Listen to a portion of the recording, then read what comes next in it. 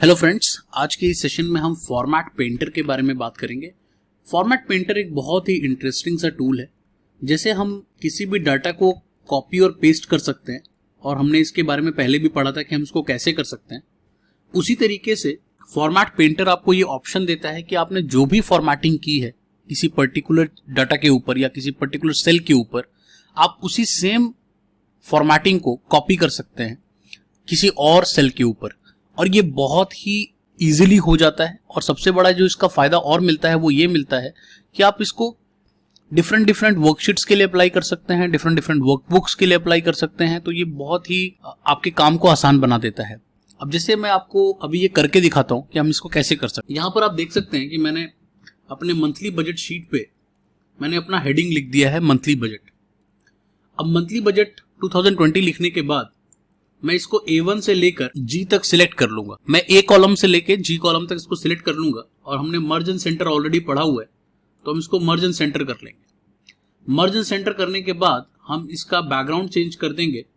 मैं इसको blue colour कर देता हूं और इसका जो टेक्स्ट है उसको व्हाइट कलर कर देता हूं, तो ये थोड़ा देखने में प्रेजेंटेबल लगेगा। ये जो मेरा सेकेंड हेडिंग है, दैट इज सीरियल टाइटल जनवरी फरवरी मार्च, इसको भी अगर मैं कुछ फॉर्मेटिंग देना चाहता हूं, इसको भी मैं यहां से सिलेक्ट कर सकता हूं। और सिलेक्ट करने के बाद मैं इसका बैकग्राउंड जो भी करना चाहता हूं, फॉर एग्जांपल मैं इसका बैकग्राउंड लाइट ग्रीन करना चाहता हूं। एक बार आपने जब इसका लाइट ग्रीन कर दिया है, अब जो भी आपने फॉर्मेटिंग टूल यहां पे यूज कर लिया है, फॉर एग्जांपल मैं ये टाइटल वाले फॉर्मेट के कलर को या फॉर्मेट बैकग्राउंड को यूज करना चाहता हूं अपनी बाकी किसी भी जगह पे, कहीं इसको और पेस्ट करना चाहता हूं, तो बस आपको इस पे सिलेक्ट करना है। और यहाँ क्लिपबोर्ड में आपके पास ऑप्शन है फॉर्मेट पेंटर का, इस पर आप क्लिक कर दें तो आप देखेंगे ये कॉपी हो चुका है। और आपको आपके सामने ये ऐसे इंक की बोतल जैसा एक शेप भी आ रहा है। अब जहां भी क्लिक करेंगे तो वही फॉर्मेट कॉपी होता चला जाएगा। अब ये देखिए, मैंने यहां क्लिक किया, ये भी ग्रीन कलर का हो गया। तो मैं जिसको भी सिलेक्ट करके यहां पे क्लिक करता जाऊंगा, वो देखेंगे आप ऑटोमेटिकली उसका कलर चेंज हो रहा है।